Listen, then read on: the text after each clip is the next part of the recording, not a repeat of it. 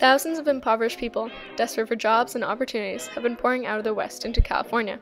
With farms dried up and the financial system a bust, the lives of millions of Americans have come crashing down.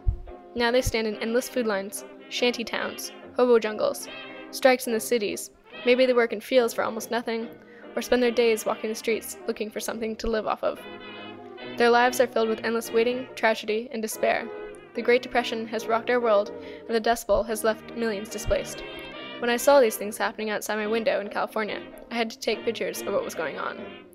I began to work with Paul Taylor on reports that would eventually cause 2 California emergency camps to be set up. Recently, the Farm Security Administration hired me to take pictures of the migrants. That is the assignment I am currently working on.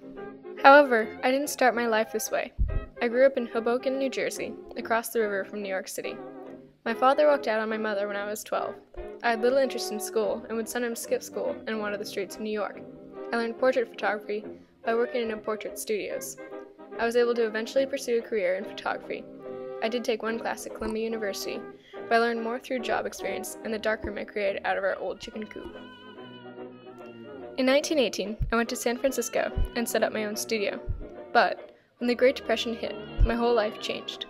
I then and there decided to devote my life to capturing the situation that millions of people were in. Being hired by the FSA has helped me pursue my goal of getting the word out about what is going on. These moving homeless families reach the far west, and when they get there, no jobs can be found. I go into these ramshackle camps. Most people are all right with me taking their picture. It could possibly help them get support. I see all sorts of scary and disturbing instances while I work.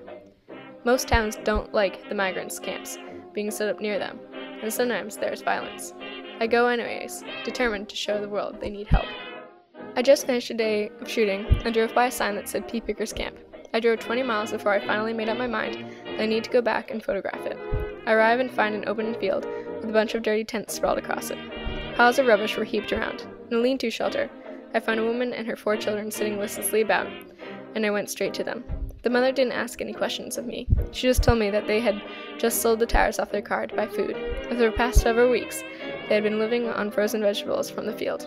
I took only a few pictures, getting closer and closer to the family. Now I packed up and headed home. I didn't need to take pictures of any other pea pickers. I got what I wanted, the migrant mother. I hope to someday travel the world and capture the things I see. My work will never be done, and everything I do, everything I photograph, I will do until I've gotten as much as I can out of it, which is never enough.